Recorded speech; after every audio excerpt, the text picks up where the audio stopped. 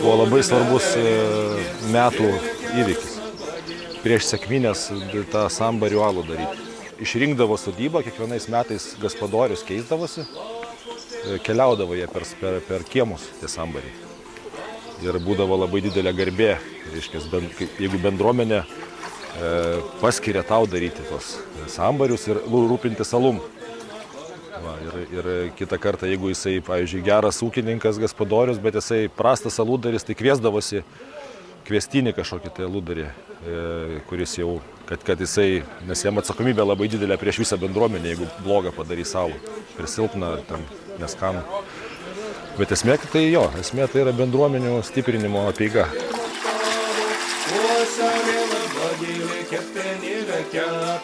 Uoselėna bagilė kepenėlę kepė, žąsis kankliavo, meška trimitavo, lyrikelis nabagėlis vedė ožką šokti, lyrikelis nabagėlis vedė ožką šokti, ožka nenora eiti su vilkeliu šokti, lyrikelį nabagėliui taip drąsiai atsakė, lyrikeliai nabagėliui taip drąsiai atsakė, jei iš geros valios aš su tavim šoksiu, o kai supyksiu, visą subadysiu, o kai supyksiu, visą subadysiu.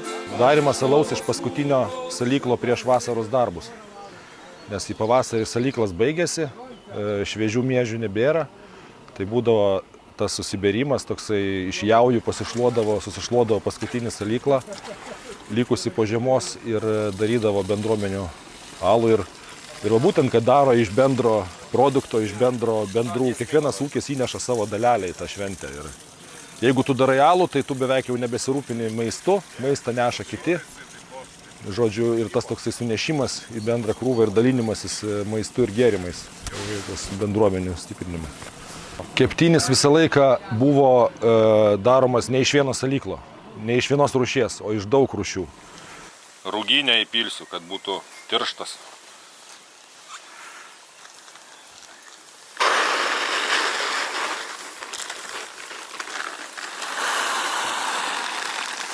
Grynas medžinis. Avižinio, kad saldus. O, ir puta avižinė. Kad gardus būtų. Dėl stiprumo. Saldumo.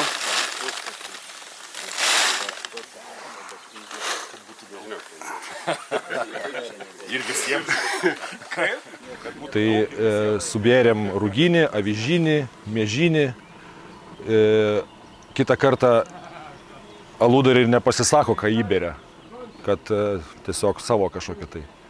Va, tai čia kaip keptiniui labai gerai tinka, nes jisai vis laik buvo daromas iš kelių rūšių grūdų, net iš grikių, su grikiais, su kviečiais ir taip toliau. Va, ir kuo daugiau kvietinio salyklo, tuo jisai skaitydavosi geresnis, toksai šventiškesnis.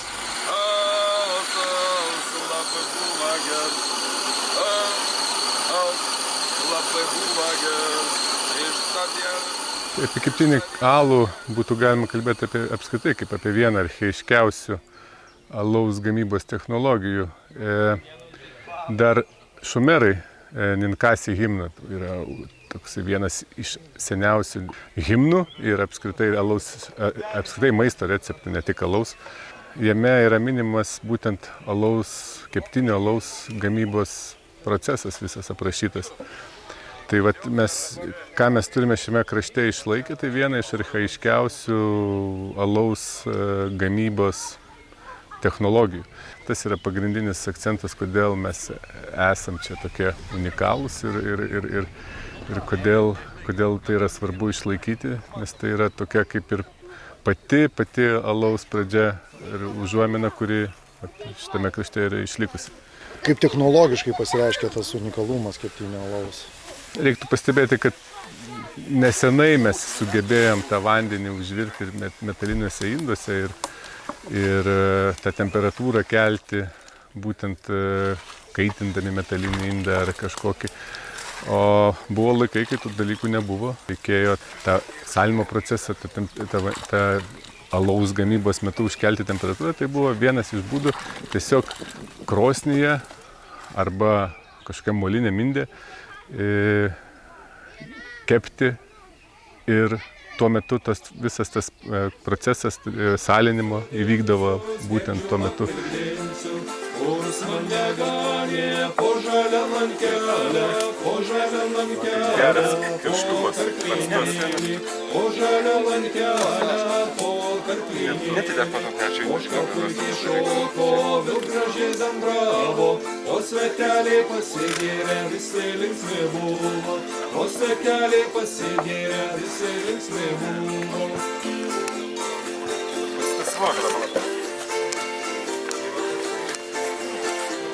Kampas neblogas turėtų birti.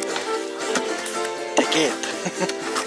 Andželika, kai paimi į rankas bet kokią senesnę lietuvišką kulinarijos knygą, tai jeigu gerai pamenu, knygos pabaiga beveik visada rasi receptą, kaip pasigaminti namie alų. Ar tiesa? Taip, nes tai senais laikais tai buvo neįsivaizduojama, bet koks darbymetis ypatingai arba šventė, ne tik tai atlaidai, bet ir šeimos šventės be alaus. Jeigu dabar tą knygą paimtų dabartinė Lietuvos gaspadinė, kad ir pradedanti, ar pasigamintų į tą keptinę alų? Na, pirmiausia, keptiniam alui reikia krosnės. Tai jeigu krosnės neturi, tai nepasigaminsi. Tai, na, aišku, galima kažką tai bandyti, ten, kai orkai tai bandyti, bet tikrai bus ne tas.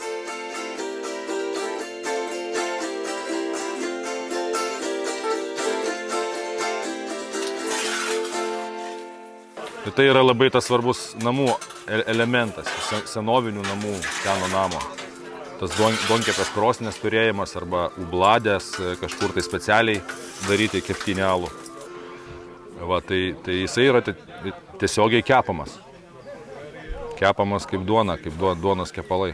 Tai pagrindinis keptinio alaus darimo principas, tai yra susalusi salykla, susalusi mentalą, tu sutirštini dar sausų salyklų, kad jisai būtų gerokai tirštesnis negu mistiniam alui. Ir tada kažkokia tai forma šauni į pečių. Dabar naudoja blėkas, plieninės, aš naudoju molinius sagonus. Aš, reiškia, induose, sagonuose kepu. Jisai turi visi šitie procesai, jie turi savo bruožų. Jeigu blėkoje, tai didesnis paviršius, jis labiau padega, sagonuose jis labiau raudonuoja, pačiam salyklė vyksta karamelizacija, toksai kepimas ir jis, kai kreti, tai jeigu salyklas baltas, reiškia blogai iškepęs, o jeigu jisai raudonas, lipnus, reiškia tikrai gerai iškepęs. O aludaris tai būtinai turi būti vyras? Žinoma, kad ne. Ir, pavyzdžiui, šitoje knygoje Lietuvos gaspadinė Didžiulienė, kuri parašė, tai man labai patiko ne tik tai, kad receptas keptinio alaus, bet jos prisiminimai vaikystės, kaip jinai pirmą kartą tą alų darė. Tai jeigu tai vyktų šiais laikais, tai atvažiuotų vaikų teisės ir iš karto atimtų vaiką. O jinai būtent būdama vaikas prisimena, kaip daromas. Ją tėvas nusivežė į dvarą, jos tėvas dirbo dvare, tiesiog įvairias pareigas atliko Rokiškio dvare. Ir kadangi taip jinai, kaip rašo savo atsiminimuose, vienas aludaris išvažiavo, kitas dar neatvyko, tai kad nestovėtų, kaip sakant, reikalas nesutvarkytas, tai pasiėmė ir jai pagalbą, kad padėtų. Ji buvo 10 metų. Ir dabar paskaitysiu ištrauką iš jos atsiminimų, kaip jinai tai aprašo. Man ten buvo labai gera. Skaitydavau knygas, atsigerdavau alūčio vietoj vandens arba arbatos. Alus anais laikais būdavo ne toks kaip dabar, kaip jis nežinia iš kokių nuodų daromas. Tada gamindavo iš grynų grūdų salyklo ir lietuviško pinių. Jis būdavo tirštas, saldus. Išgėręs 2 stiklinės, žmogus ir atsigėręs, ir pavalgęs, ir sotus, ir nei kiek neapsvaigęs. Na, tai reiškia, buvo toksai tikrai nestiprus, gana švelnus tas alus, bet iš tikrųjų paskaičius jos atsiminimus, tai alus jai visą laiką buvo labai svarbus. Ir jeigu ypatingai kažkoks svečias jau turi atvažiuoti, na, toks jau rimtesnis svečias, tai neįsivaizduojama, kad galėtų nepavaišinti alumi.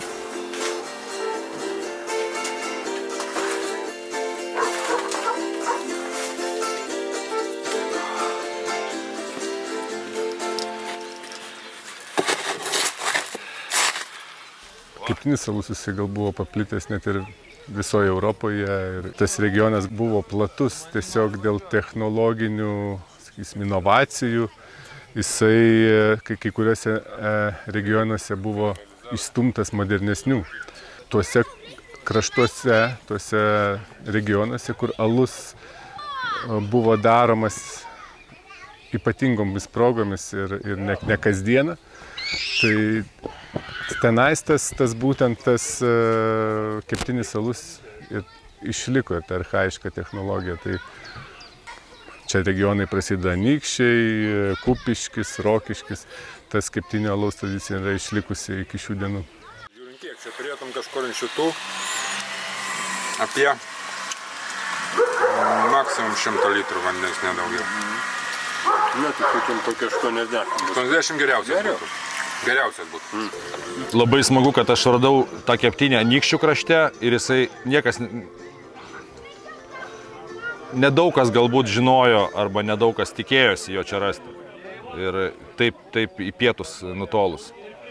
Jisai buvo toksai kaip priskiriamas Rokiškio, Zarasų krašto alus, Kupiškio, bet čia tokia galima sakyti keptinė pietinė riba, Anykščių rajonas, Anykščių apylinkės.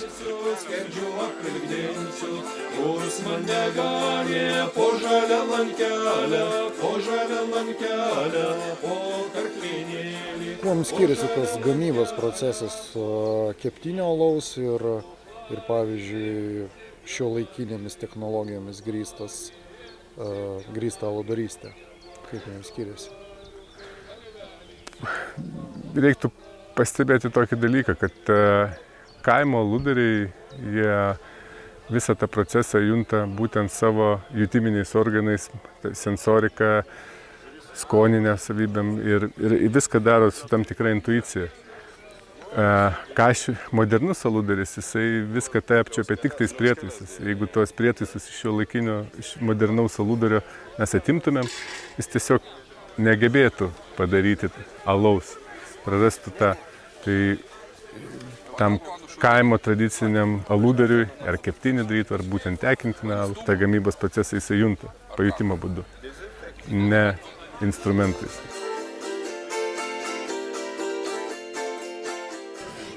Esmė, kad tai yra labai turbūt vertinga tradicija, patyrimas, pats darimas ir vartojimas ir toks labai didelis turtas, kurį dar galima užčiuopti, dar gyvus žmonės, žinai, ir kurį tikrai reikia perduoti arba primint žmonėm. Tai yra tikrai toks labai susijęs su namu, su gyvenamąja vieta, su kažkokiu namų jaukumu, man, ta prasme, su sueigom, su žmonėm, toksai labai kaip duona, ta prasme, jis labai artimas duonai.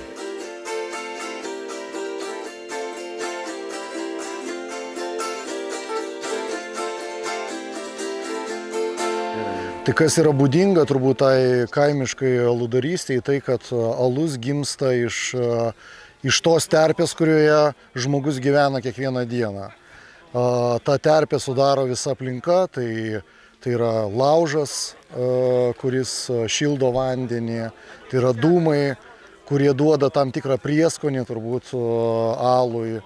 Tai yra krosnis, kuri yra kūrenama ne 1 valandą ir suteikia iš tikrųjų pačiai tai technologijai tam tikrus skonius, tam tikrus niuansus. Labai dažnai tradicinis aludaris jau paruoštą, jau išrūgusi alų, taip pat sukošia į medinės bačkas, kurios irgi turi savo skonį. Ir toks alus, kadangi tai nėra buteliuotas alus, jisai be abejo yra vartojamas didelės bendruomenės, platesnės bendruomenės. Galbūt tai yra šeima, galbūt tai yra giminė, galbūt tai yra artimiausi draugai. Toksai alus yra duodamas į namus nusinešti, kaip sakant, kaip toks lauknešėlis į namus.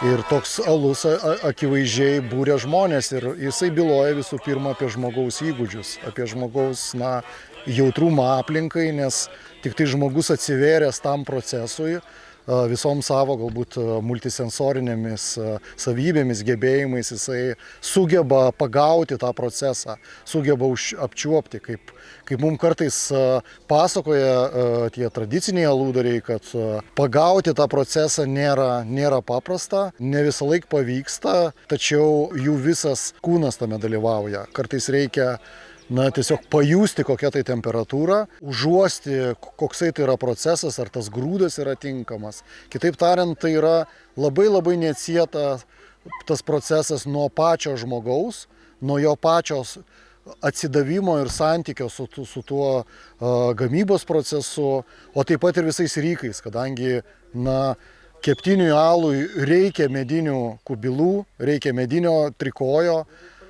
reikia košimui linų arba kažkokių kitokių šiaudų ir kitaip tariant, visam procese dalyvauja daugybė ir tos gyvenamos aplinkos, kaip sakant, augalijos, oras gali įtakoti. Kitaip tariant, jisai gimsta ir išplaukia iš žmogaus sąveikos su aplinka.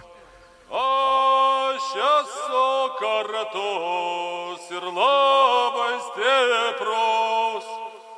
Aš esu kartus ir labai stiprus. Mielelė tarė, bačkos doganelė. Aš esu gudri ir labai judri. Aš esu gudri ir labai judri. Kokie būtų išskirtiniai bruožai keptinio alaus, kuriuos tu galėtum išskirti? Tai ypatingas duoniškas skonis, skalsus saldumas, su šiek tiek kartumėliu, kuris, reiškia, tokį turi, tokį duonkepės plytų, tą skonį, tokį kažkokio tai molio, reiškia, kažko tai tokio jaukaus šilto. Man tas keptinis taip yra. Nežinau, man žiauriai svarbu jo turėti visą laiką, ar atvažiuos koks nelauktas svečias, kažkam įdėti išvažiuojančiam, kad išsivežtų, ragautų. Bet jisai toksai, sakau, spalva, ta raudona tokia rubino spalvos, šildantis smegenėlės, bet negirtindantis labai stipriai ir labai greitai išeinantis iš organizmo, iš tavęs. Toksai, geras tikrai jaukus gėrimas. Ta tokia kreminė puta, tanki ir tikrai toksai ypatingas skonis.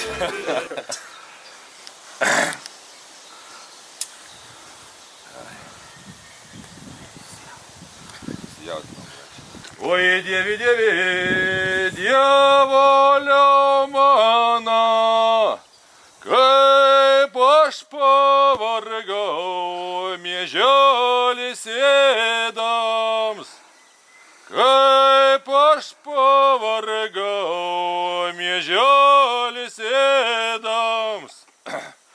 Mieželis tarė, ant aukšto būdamas, aš esu grūdas ir labai drūtas. Aš esu grūdas ir labai drūtas. Apinis tarė, sodinė būdamas, aš esu kartus ir labai stiprus. Aš esu kartus ir labai stiprus. Mielelė tarė, bačkos doganelė. Aš esu gudri ir labai judri. Aš esu gudri ir labai judri. Kad mūsų Dievas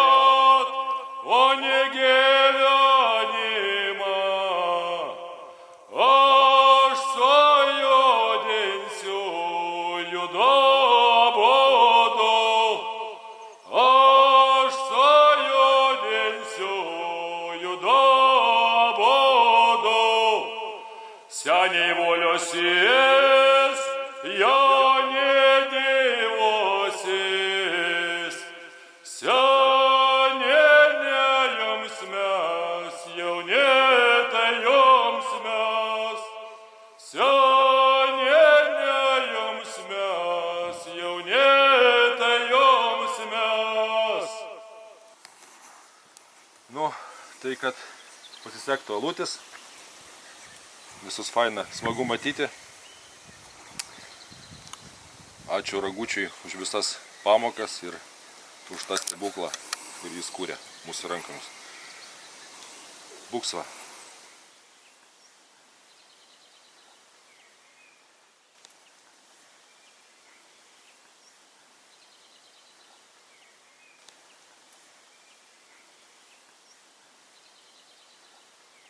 Seniai voliosies, jauni divosis. Seniai joms mes, jauni tai joms mes. Seniai joms mes, jauni tai joms mes.